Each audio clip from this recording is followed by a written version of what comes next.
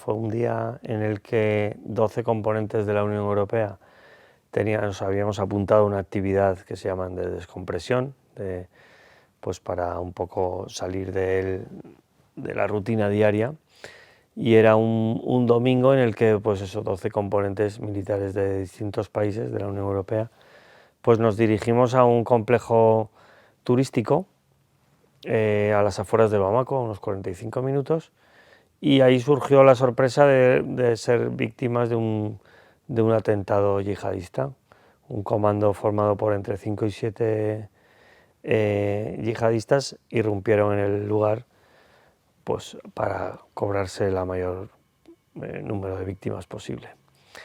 Y bueno, nos pilló desarmados, puesto que la norma era que solo era necesario llevar una pistola por el grupo, y bueno, todo consistió en intentar salvar las vidas propias y de intentar salvar las vidas de otros, ¿no? Si era posible. La situación era muy desfavorable, puesto que ellos contaban con armamento mucho más potente que nosotros. Ellos tenían Kalashnikov y nuestra pistola realmente no éramos conscientes de quién podía portarla, puesto que en la dispersión pues nos dispersamos. Yo tuve una reacción temprana muy rápida y les dirigí hacia el sitio donde yo pensaba que era de mayor probabilidad de éxito, una colina cercana, para ganar altura en el menor tiempo posible. Y me siguieron 12 personas, siguieron mi estela y hacia allá fuimos. El fuego realmente era solo en una dirección, que era hacia nosotros, ¿no? Entonces, todos no lo conseguimos. Ahí en esa primera ráfaga de disparos murieron los cuatro de los turistas que estaban ahí. 3 turistas, bueno, 2 eran trabajadores de embajadas, uno que era el compañero nuestro que falleció, uno de los 12 miembros de la Unión Europea, y un ciudadano chino que murió de un ataque al corazón, de un infarto. Entonces, los 4 fallecidos, digamos, fueron en esas primeras ráfagas de disparos. En uno de los refugios, a los pocos minutos del ataque, confluimos 6 personas. De esas 6 personas, una de ellas lleva una mochila, todos descalzos en bañador, pero esa persona lleva una mochila. Era el teniente coronel húngaro, que era perteneciente a nuestra organización. Y entonces yo ahí, enseguida se produjo la asociación mental, de decir, este es el que lleva la pistola, pero no la lleva en la mano. Entonces yo interpreté que no estaba en condiciones de utilizarla y yo la necesitaba. Entonces le pregunté, le dije, ¿llevas un arma? ¿Llevas el arma? Y me dijo, sí, la llevo. Y entonces dijo, sácala. Y se produjo ahí una comunicación no verbal de ¿me la dejas? Y me dijo, sí. Y con generosidad me la cedió. En ese momento me dijo, ¿tienes 14 cartuchos? Y prácticamente me hice con ella, y el otro teniente con el que había, italiano, me hizo señas de que estaba viniendo uno de los terroristas hacia nosotros. Nosotros teníamos un poco más de altura que él, con lo cual eso nos daba cierta ventaja en cuanto a la visibilidad. Y yo lo detecté a unos 70 metros, más o menos, pero de nada hubiera servido que yo me hubiera abalanzado hacia él, porque hubiera sido un error. Ahí claramente la distancia era fundamental, puesto que su arma era más potente y con mayor alcance que la mía, con lo cual la decisión fue esperar a que la distancia se redujera lo más posible. Estando oculto, respiré, les dije a los míos la dirección que tenían que seguir cuando se produjera el duelo, al final iba a ser un duelo, y me preparé para intervenir. Esperé a que se acercara hasta que nos viera. Y así fue, a una distancia de unos 15 metros, como aquí a esa columna, más o menos. Ya él fue cuando nos vio, apuntó su arma y ya yo me levanté y nos disparamos mutuamente, con la suerte de que no salí victorioso del duelo. Y ahí fue cuando otro terrorista de un origen que yo ya a este no lo vi, pero empezó a dispararme. Ahí se produce un efecto que no, el efecto de, pues, de cierta necesidad de decir que no recuerdo cómo salí de ese atolladero. Luego me di cuenta que supongo que rodando, cayéndome, porque tenía heridas en las rodillas, pero entonces volvía otra vez a intentar ganar tiempo, a ganar espacio en el menor tiempo posible. Y luego indicar a los que habían salido antes que yo que la actitud tenía que ser otra vez de mayor actividad de la que tenía, porque iba la gente descalza mirando donde pisaba y yo decía, no, corred, y que había que salirse del camino. Buscar un sitio que permitiera una defensa otra vez, permitiera observar sin ser vistos. Eso fue un poco la siguiente misión, ¿no? De buscar un sitio que nos diera protección frente a las vistas y que permitiera ocultarnos. Encontré un sitio bastante bueno y ahí, pues en observación y ya intentar contactar con las fuerzas de rescate para buscar un punto de extracción, ¿no? Otro momento crítico fue la llegada de las fuerzas de rescate desde el resort, porque las fuerzas malienses llegaron por esa zona. Claro, la posibilidad de que dispararan sobre nosotros era alta, o la posibilidad de que de su enfrentamiento nos echaran a los terroristas hacia nuestro lugar también era alta. Esas eran las dos incertidumbres mayores. Yo intenté salvar la primera pues mandando nuestra ubicación, intentando decir dónde estábamos concretamente. Aún así recibimos fuego cruzado, ese sí que era cruzado, ¿no? Y bueno, así se produjo un tiempo largo en el que parece que los terroristas no se habían no olvidado de nosotros, pero nos habían descartado como objetivo. Y ya se hizo de noche. En la noche iba a ser todo más complicado. Las fuerzas españolas habían venido por la zona opuesta, con lo cual yo sabía que a mí en esa zona estaba la seguridad, la de la gente que yo lideraba más o menos en ese momento. Y entonces llega un momento que está llegando el ocaso, tal, digo yo, esto se va a complicar. Entonces decido comunicar que vamos a saltar, aunque no tenía muy claro el punto de extracción, pero seguir subiendo lo que quedaba de colina, que ya era poco, sería, pues eso, no llegaría a 300 metros. Seguir subiendo y ya ir al encuentro de nuestros rescatadores. Y entonces digo que nos vamos a ir y así lo hicimos. Costó bastante porque yo ya, las heridas de los pies pues eran muy dolorosas y prácticamente no me podía mantener en pie.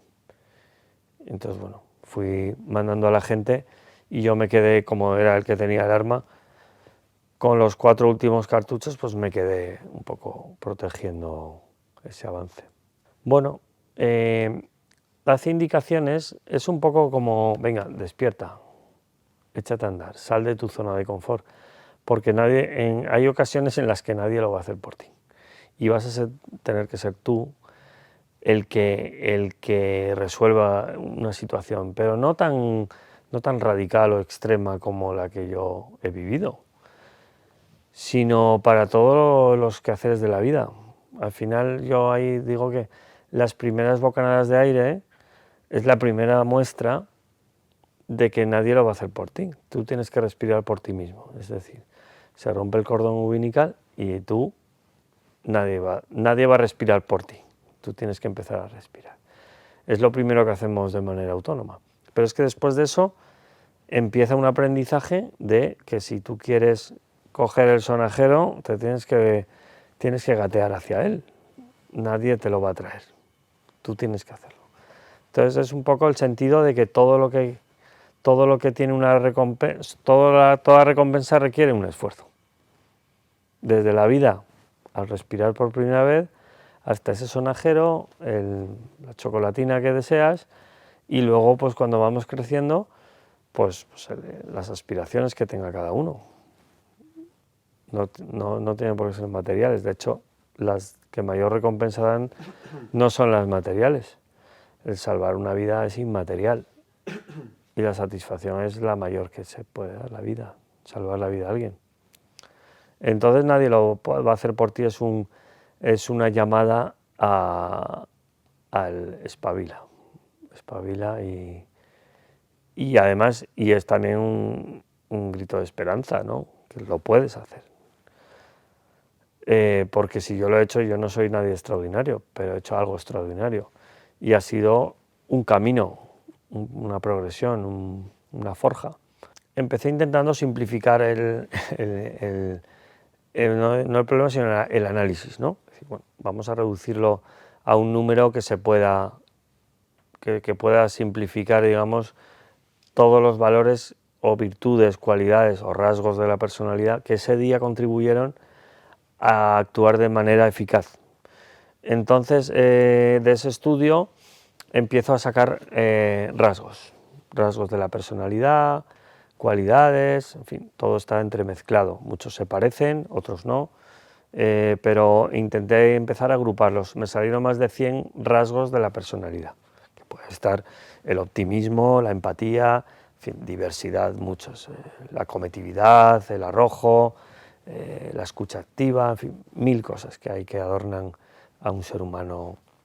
Entonces, luego los fui agrupando y me quedaron siete, no son valores todos, pero 7 cualidades o virtudes que creo que ese día fueron fundamentales para salir adelante. Y son los 7 capítulos del libro principales, que son la fortaleza física y mental, el sentido del deber, el sentido de la justicia, el valor, el liderazgo, la inteligencia emocional.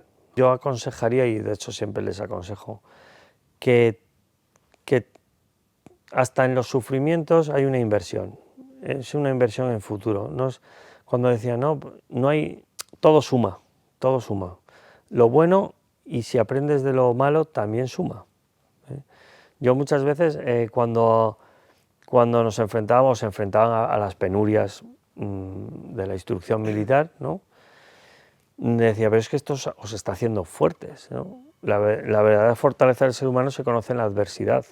Entonces yo les decía, cuanto más frío, cuanto más sueño, cuanto más hambre, mejor está siendo tu preparación, ¿no? A ver, esto estamos hablando de que estamos preparando a personas para enfrentarse a situaciones de riesgo, críticas, etc. Ahora, para un chaval de la calle, lo que he dicho, que los frutos del esfuerzo están ahí y llegan, siempre llegan. No hay una inversión en tiempo, en esfuerzo, que no tenga su recompensa a medio o largo plazo. Y que tengan siempre esperanza. Las cosas no salen bien a la primera. A mí nunca me salieron bien las cosas a la primera. Y las cosas que yo he disfrutado de la vida o que mayor placer y satisfacción me han dado son las que me han costado más esfuerzo y las que han llegado más tarde. En la ayuda a los demás se encuentran muchas satisfacciones también. En la ayuda, y eso es gratuito. Y el placer es máximo, cuando uno está en su grado máximo, que es salvar una vida. Pero salvar a un compañero que está siendo objeto de burla, estar al lado de una mujer que está sufriendo un acoso o un maltrato, estar al lado de un discapacitado o una persona dependiente, solo con escucharle, con atenderle y tal, es gratuito. Y para la otra persona supone la diferencia entre acostarse deprimido o empezar a ver la luz al final de un túnel. De cada una extraigo alguna enseñanza, ¿no? Principal, alguna de esas cualidades que me ha hecho, pues en esto ya estoy preparado, En todas ellas, evidentemente, es verle los ojos al mal, pero en primera persona. Yo muchas veces digo, es una escuela de formación. Desde luego, ir a un sitio de posconflicto, pues te das cuenta del daño que hacen las guerras y del esfuerzo que hay que poner en evitarlas, porque las consecuencias son horribles. El nexo de unión, pues la esperanza de los pueblos. Que allá donde he ido he visto una mirada de un niño que es la misma en un sitio que en otro, porque al final los niños son puros, no están intoxicados, son almas puras, entonces todos son buenos en potencia.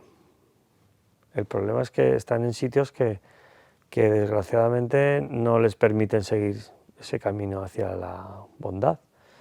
Pero en sí, cuando son pequeños, esa mirada es común en todas las misiones. Es una mirada pues alegre, sonriente, que luego desgraciadamente se va estropeando, ¿no? Pues por las penurias que han causado las guerras.